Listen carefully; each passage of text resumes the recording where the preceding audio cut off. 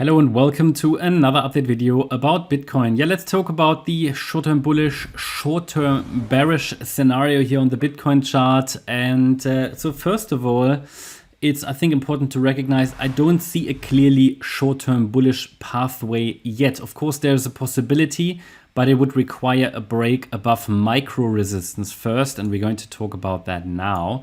First of all, let's start with the short-term bearish count, in which we already basically have nearly formed a low, but the pathway allows for one more low. Okay, so I'm dealing here with this A wave down, then an ABC structure to the upside in a B wave. So this B wave topped around the 8th of April. And my short-term bearish count is that this correction is not quite finished yet. The typically we calculate an ideal target for a C wave by measuring the length of the A wave, going to the top of the B, and then we measure and compare the length of the C wave. In most cases, the C wave would reach the 100% extension level. Of course, it's not an absolute rule. It's more a guideline. And I can't guarantee you that the market will do that. We've already found support here just above that level. The 100% extension level, by the way, is at 60,140. For me, that has to be until the market proves something different. For example, by breaking above resistance. For me, that would have to be the most probable pathway for the market to take and to reach the level. But we don't want to rely purely on probabilities, which is why obviously we've got the colored zones.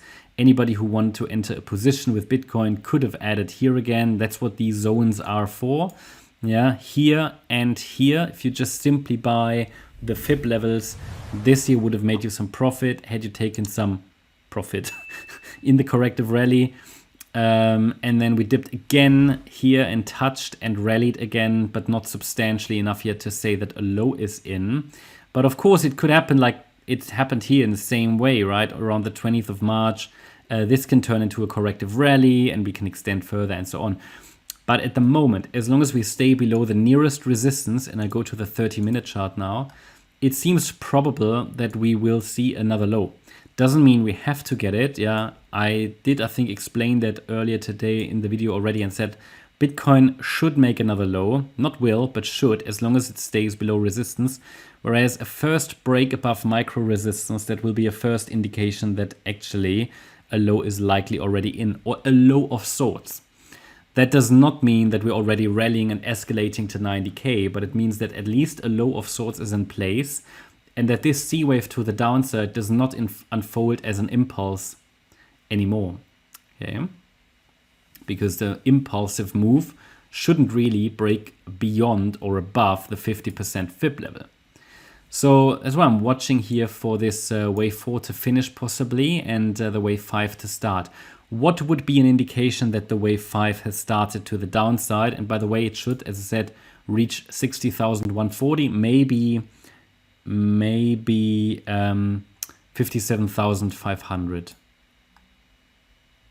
Okay, so the fifth wave to the upside, obviously, if it breaks below the last swing low at 62,450, well, that level, if that's broken, we have confirmation that the fifth is unfolding. That's as far as I can see it right now.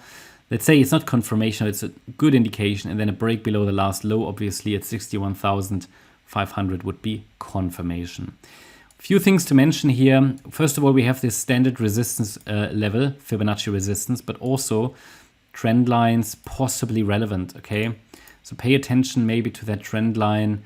Doesn't mean we completely escalate if we break above the trend line, but maybe it's another point of reference where the price could bounce and start the decline in wave 5. Now, in terms of short-term bullish, well, I mean, there are still many options that the market could take here. It is still technically possible that this B wave extends, for example. Yeah, that's why I would like to see one more low clearly into the support region. And if we then rally, I would have more confidence that a low is in.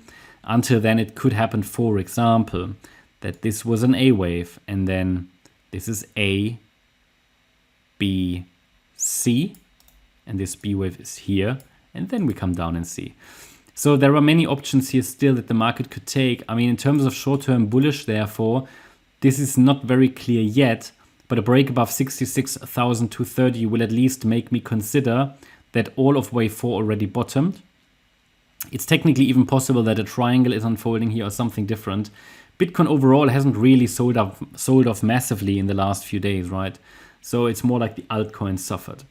So overall situation hasn't really changed. Still in a bullish market, still looking at higher prices. Bullish market as long as we hold above 50,700. We need to give the price space all the way down to that level.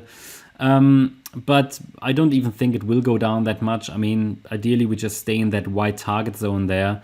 But let's first see if we can get one more low. And with one more low, and at least that's also what the altcoins show us, the correction could actually be completed. We'll see. But so far, I don't think there is any altcoin chart yet that confirmed already a low in place, at least not from the ones that I have seen.